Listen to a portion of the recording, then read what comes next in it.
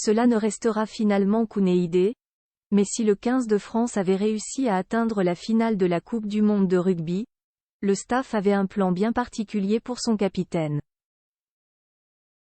La suite après la publicité, ça devait être sa Coupe du monde, mais malheureusement rien ne s'est passé comme prévu. Depuis plusieurs années maintenant, Antoine Dupont est considéré par de nombreux spécialistes comme le meilleur joueur de la planète. Le demi de mêlée de 26 ans impressionne par sa science du jeu et son physique hors norme pour un petit gabarit.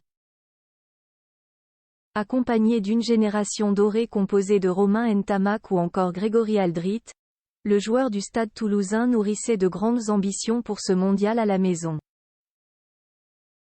Pourtant, le 15 de France a buté dès les quarts de finale sur l'Afrique du Sud au terme d'un match d'une intensité exceptionnelle, mais au cours duquel l'arbitre Ben O'Keefe aurait laissé beaucoup jouer les Springboks.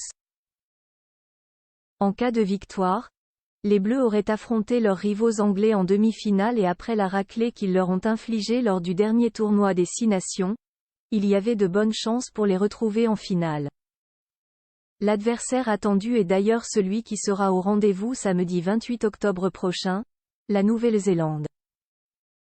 Une rencontre pour laquelle Fabien Galtier et son staff avaient un plan très particulier pour Antoine Dupont, comme vient de le révéler le co-entraîneur des Avants Karim Ghezal dans un entretien accordé à l'équipe.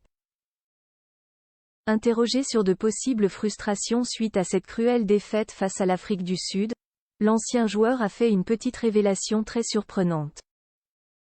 Là où je suis frustré, c'est ce que j'avais prévu de faire lancer le numéro 9 si on avait affronté les All Blacks en finale parce qu'ils ne défendent pas en l'air près des lignes, lâche Karim Ghezal. Et le numéro 9 des Bleus, c'est justement Antoine Dupont, revenu d'une double fracture au niveau de la mâchoire pour le quart de finale. On l'avait travaillé cet été. On aurait pu faire des mauls avec un joueur de plus avec le talonneur directement au relais plutôt qu'au lancer, précise le membre du staff des Bleus. Une tactique qui ne verra donc jamais le jour et un regret de plus pour les supporters du 15 de France. La suite après la publicité.